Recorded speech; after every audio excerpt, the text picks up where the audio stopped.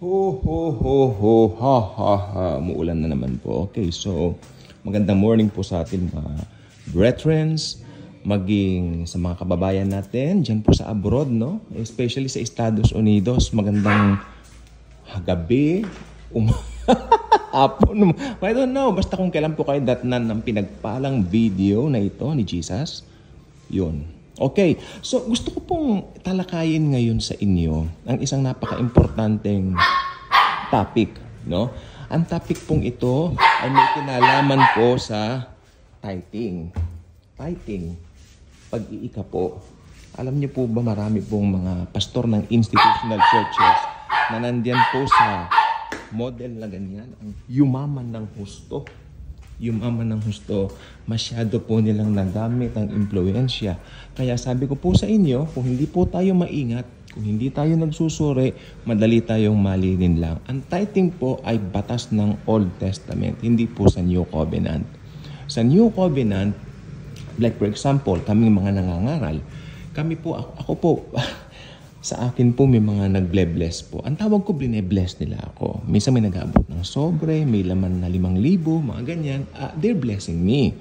Pero hindi yun, sabi ko sa nag-bless sa akin, hindi mo ko binibigyan nito para naniniwala kang pagpapalain ka.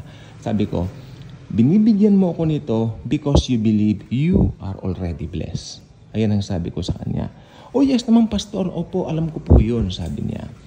Tapos sabi naman ng isa sa akin, yan po dahil sa nag-uumapaw na pasasalamat namin sa Panginoon sa paggamit niya sa inyo. Yung nagkakanda kami kasi ng mga Bible studies sa mga bahay-bahay. So, pero tinitiyak ko sa inyo, hindi ito tithe ako. Sapagkat ang pag-iika po, hindi itinuturo ng banal na kasulatan sa New Testament. Ito po ay sa Old Testament.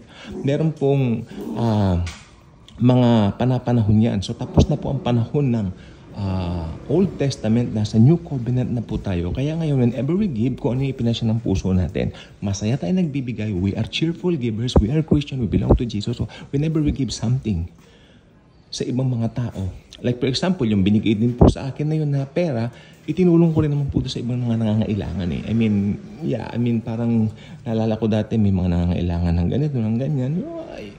Mas masaya tayo nagbibigay. Kasi yung perang niya na binibigay sa atin, umiikot lang din siya.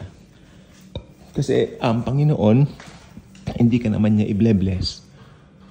Diba? Hindi ka naman niya i-bless kung alam niya na yung perang niya na mapupunta sa wala. Unang-una i-bless niya dahil anak ka niya. Okay? Actually, ang tawag ko po dyan, bless na po tayo, nagmamanifest lang yung blessing. Pag nagmanifest ang blessing sa'yo, it means alam ko, naniniwala ako. Hindi naman sa ini-expect ng Diyos na i-extend ko yun, pero dahil nag-uumapaw yung pasalamat ko, it will be extended sa ibang mga tao. Dahil sa biyaya niya nag-uumapaw sa akin. Okay? So, hindi po siya yung tipong, kasi nakabasa ako ng post sa FB na sabi niya, kapag ka nagtatait daw, pinapakita raw natin yung katapatan sa Diyos. Ito po kasama namin nagba-Bible study tayo. You know what? So sad. Hindi na po namin nakita itong taong ito. Bihira din po mag-post sa Facebook. Until nag-post nga po siya sa Facebook, ganun pa yung laman ng post niya. Sabi ko, ay, hindi pa ito malaya. Hindi pa ito malaya. Siguro, dahil yung religiosity na tinatawag, kasi kasama ko ito dati doon sa institutional church na natin namin dati. Alam niyo, doon sa pinanggalingan kong institutional church, hindi naman po sa paninira, no? Hindi po ako naninira. Sinasabi ko lang po yung mga katotohanan. Hindi naman ko mo nagsasabi ka ng mga katotohanan ng mga naranasan mo, naninira ka na. Okay ha? Hindi po ako naninira. Sinasabi ko po ito para matuto po tayo. Sa pinanggalingan ko pong institutional church, iba yung tithes, iba yung offering mo, at iba yung pledge mo. Pledge? Yes. May pinapagawa silang kung anik-anik kasi. So, you have to pledge for that. Ha? Iba yung tithes mo, iba pa yung offering mo. Wherein, sa lahat naman ng yan, yung offering lang ang tama eh. Kasi yung offering, ito yung pinasya ng puso mo. Napaka-controlling talaga. So, mag-iingat po tayo. Kasi ang Panginoon, gusto niya, yung perang na-bless niya sa'yo, maging blessing doon sa mga talagang nangangailangan.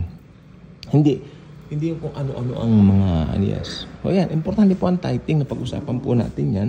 Bihira naman natin tumatalakay dito kasi nakafocus tayo sa end times. Pero I believe mahalaga pong talakayin natin ang Christian living. So, sana dumagsa po ang views dito sa mga ganitong mga usapin. Dahil ito po ay Christian living, pang daily walks natin sa Panginoon habang wala pa siya, hinihintay natin siya sa rapture. So, meron po tayong mga napapakinggan na tulad nito na nagpapalakas naman sa atin. Bye-bye.